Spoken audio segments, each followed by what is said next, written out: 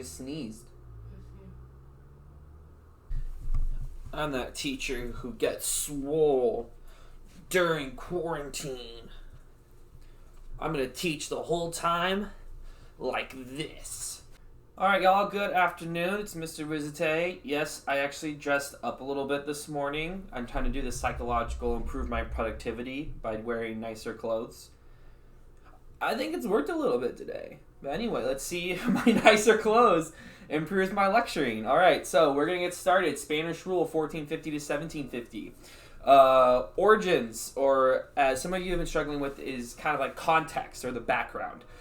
So when it comes to Spanish rule, we've already kind of talked about it a little bit. The Spanish, led by Christopher Columbus, the first European explorer, reached the Caribbean and then started exploring and conquering Central, Southern, and even Northern America, and colonized the Americas, both North and South, before anyone else. So the origins of Spanish rule is them being the first to run into the Americas and colonize it.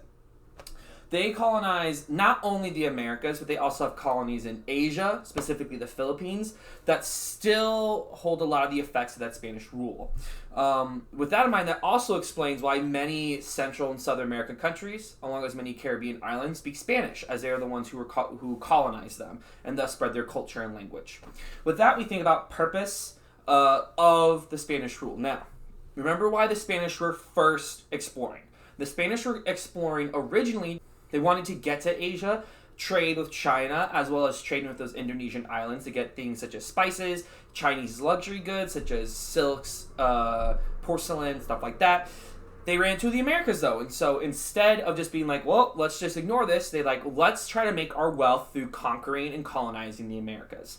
So one, their purpose was creation of wealth.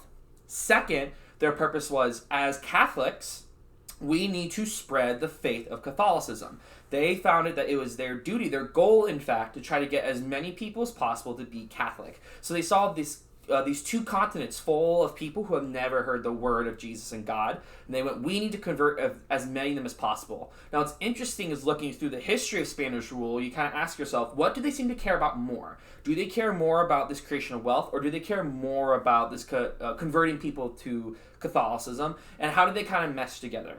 So we're going to be looking at the effects of Spanish rule in both Central and South America. Also, keep in mind though, this does affect North America as well. We just don't focus as much on North America. And also the Portuguese, who also colonized parts of South America, we don't talk about them much, but the Portuguese have very similar ruling styles to the Spanish. With that in mind, we're going to look at first system of rule, which is the encomienda. The encomienda is a labor system, or a way that people are, the way to set up work, basically, is the way to think about it. Now, Spanish problem. They have all of these natives, and they need to, in some way, create wealth while using the natives. They look at the natives, and they view them as savages, people who are not smart, people who do not know what they're doing, people who are lazy. And they've also run into an issue of the natives. They bring the natives and they teach them the word of God, and then when they send them away, the problem is that when the natives leave the direct supervision of the Spanish, they seem to forget everything that they were taught about Christianity, about God. And so the Spanish go, okay, we need them to work, and we need to convert them to Christianity, and they need to be close to us to do that. They go, we're going to create this system called the encomienda. What it does specifically, Spanish people who move to Central and South America are given plots of land. This can either be farmland or places where there are mining resources. And then the natives are forced to move and live on this land provided by the Spanish. The Spanish person who holds this land has a couple responsibilities. One, they have to actively convert and teach the Native Americans about Christianity. Second, they have to protect the natives and treat them well. There's kind of a broad definition of what well means, but it's kind of understood that the Europeans are not supposed to abuse them, that the Spanish are supposed to give them their food needs, clothing needs, give them a shelter, and also give them Sunday off. And in response, the natives are basically supposed to work on the Spanish land. They're supposed to provide them resources that the Spanish then use. Now, this is the way the Spanish get a lot of their cash crops. Things like sugar, tobacco, cotton are grown in these plantations where natives are forced to live and grow for the Spanish. Now, the justification for this, I kind of mentioned this earlier, but remember, why something happens, or the action that is taken, The reason it happens is at times different for why it is okay. The example, remember, I gave in class is that I might punch someone in the face, and I might say, oh, I punched them in the face because there was a fly on their head. That's my justification, that there's a bug on their face. Why I actually hit them was because I didn't like them. So there's a difference between justification and why. So in this case, the encomienda, the justification was that the natives are dumb. They won't work unless the Spanish are watching them, and they won't convert. They forget everything they learned about Christianity when they're not near the Spanish. In reality, though, the natives don't know Spanish. The Spanish aren't really well versed in native languages. So in reality, it's usually that the natives don't actually understand what's being taught to them, like language-wise. But it doesn't really matter to the Spanish as much. What's the result of this encomienda system, though? The result is widespread abuse. What is found is that Spanish are overworking the natives. They are not giving them proper clothing. They're often beating and abusing them and basically treating them not like people, like cattle. And so there are Spanish, though, who travel through specifically Catholic priests who go back to Spain and say, this system is being abused, it is wrong, it's not right. Part of the reason is that the Spanish who want to move across the entire ocean and live in the Americas are generally people who just care about making money, but that's besides the point. So the Spanish government passes a law and says the encomienda is no more. It's wrong.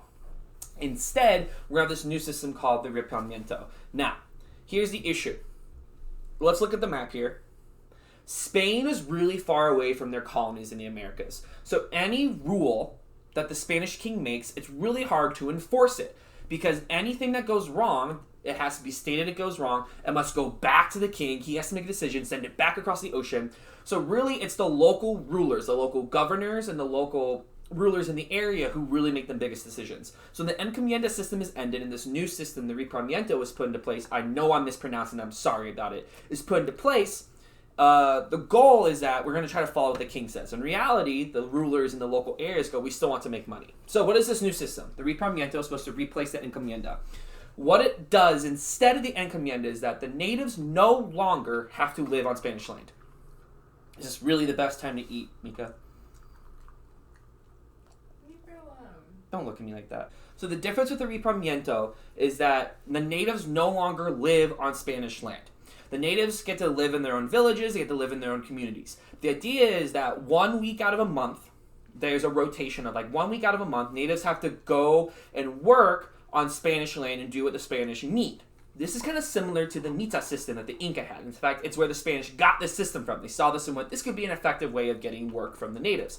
So this system has that the natives are supposed to do 1 week of labor a month for the Spanish. It could be farming, it could be infrastructure building, it could whatever it needed to be.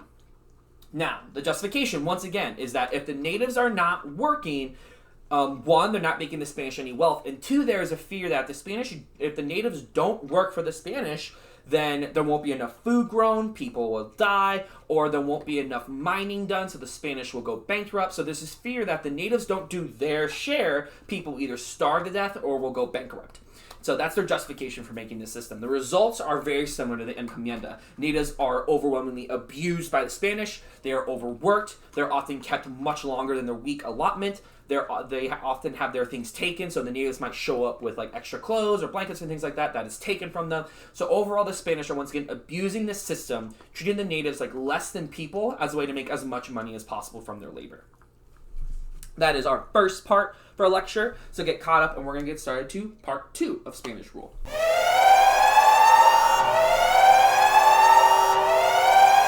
You remember that video I took where I studied the blade? It's important to study the blade, as in these dark times, it's important that you have some sort of skill to defend your home and your hearth.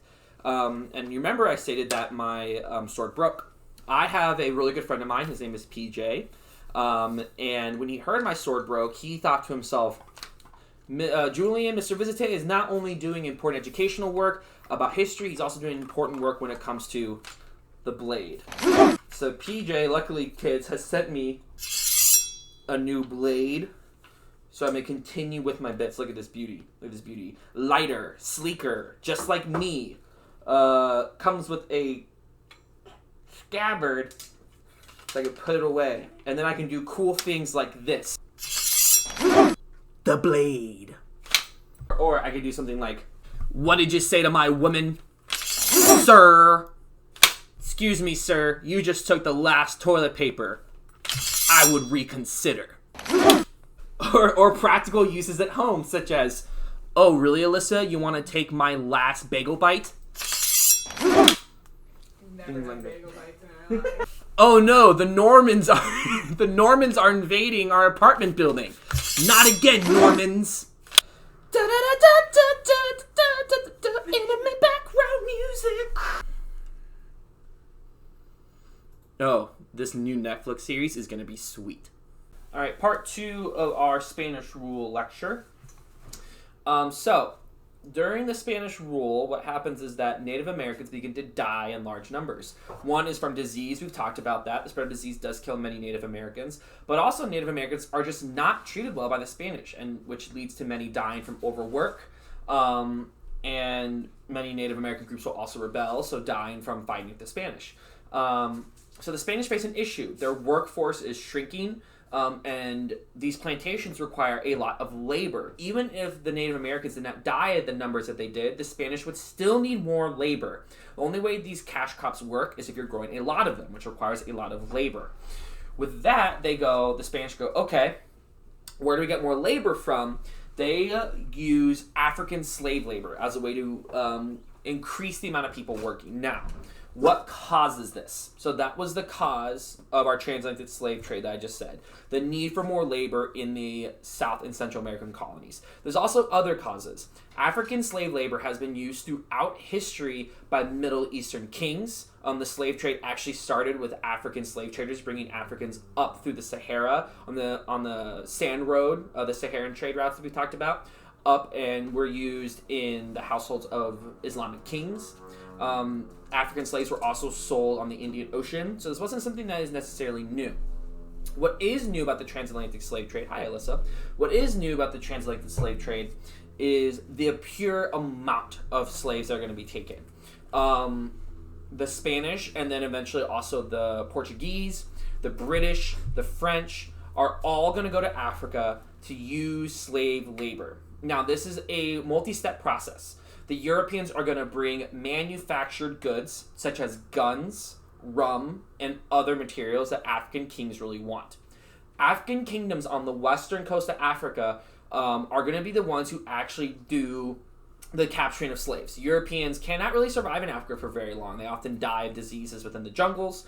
And so you don't see very many Europeans actually landing on African shores and taking slaves. What does happen is that Europeans will pay Africans to go and enslave Africans within the interior of Africa. So what you see is states that already exist in West Africa who actually go and invade Central African tribes or fight weaker states around them to get slaves to sell to the Europeans. The effects of this trade are vast. For one, in Africa, it creates a destabilization effect. Most of the slaves taken are men. So what happens in African societies on the western coast of Africa is a changing of the role of women as they become more women than men in African society in a lot of rural areas. This will also make it so there's this cycle of violence in West Africa as these states are constantly fighting each other to try to get more slaves to sell. You even find evidence of African kings asking Europeans to stop buying slaves because it is ruining their societies. People are turning on each other to try to capture each other to sell into slavery, and is causing society to break down. So it's something that will actually plague African societies and weaken them because of this constant warfare. In the Americas, we're going to focus more on the effects on Africans as they get to America. First, what's unique about this slavery that we see happen in the Americas is that it's called chattel slavery. What this means is that the slaves are not viewed as people. The slaves are viewed as property. And since Europeans view these slaves as property, it means that they can treat them however they want. There is no restriction. What you actually see in slavery within Africa or slavery as it spreads throughout the Middle East or into Asia is that slaves, even though they are slaves, are viewed as humans, are viewed as people who have a minimum sort of treatment that they deserve. When it comes to slaves in the Americas, in this chattel form of slavery, it's basically decided that if you own a slave, you can literally do whatever you want to them. You can kill them, you can beat them, they were cattle. There was no rules. So this was an especially brutal form of slavery. What you have is around the movement of 14 million slaves, which means 14 million Africans taken forcibly from Africa and moved throughout the Americas. By far, the most slaves are going to go to the Caribbean and to South Africa. Now, why is this? The majority of the plantations were on the Caribbean, South Africa. Not only that, slaves became so cheap that it was actually cheaper for plantation owners to work their slaves to death and then buy new slaves than it was to actually feed and treat them properly. And so you have the movement of slaves. For one, many of them die, what is known as the Middle Passage, the brutal movement of them over the oceans as they're forced and contained on these in huge numbers on these tiny ships. And then when they get there, they die from new environments. They also are treated so poorly that they die. And so the effects of Africans, even when they get to America, is terrible.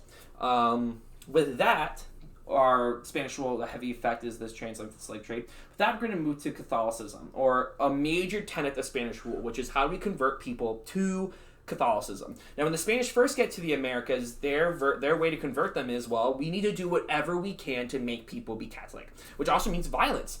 Early on, the Spanish method of trying to convert the natives was destroying their shrines, forcing them to convert, killing them if they refuse to, literally torturing them if they find them doing things that are considered heretical, or if they're acting like heretics, which is when you do something that is against the Catholic faith. So early on, the Spanish were very violent trying to get the natives to convert.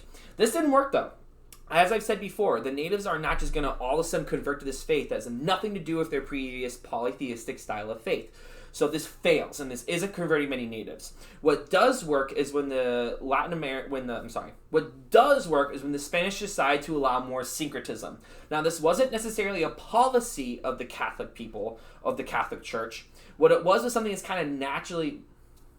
This wasn't a policy of the Catholic Church. What it was, though, was something that just kind of naturally happened. As Catholic priests tried to convert people to Catholicism, they would let some changes happen. So what happens that, as of our definition of syncretism, which is when you combine faiths together, this combination is what's actually going to cause both natives and Africans to convert to Catholicism.